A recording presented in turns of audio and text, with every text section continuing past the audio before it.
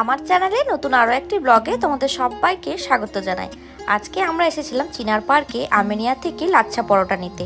তো আমাদের লাচ্ছা পরোটা নেওয়া হয়ে গেছে, এখন আমরা ফিরবো বাড়ি যাওয়ার পথে আমরা দাঁড়িয়েছিলাম মিও মোড়েতে, কারণ আজ ছিল আমাদের 5তম বিবাহবার্ষিকী। সেই জন্য আমার বর মিও মোড়ে দাঁড়িয়ে ওর পছন্দ মতন একটা কেক কিনেছিল। বাড়ি গিয়ে আজকে আমরা ওই কেকটা কাটবো। ওর পছন্দের কেক হচ্ছে রেড ভেলভেট।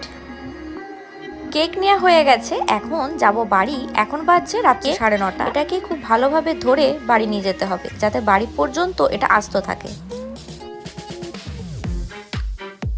চলে এসেছি বাড়ি, আর এখন আমরা দুজনে কেক কাটবো।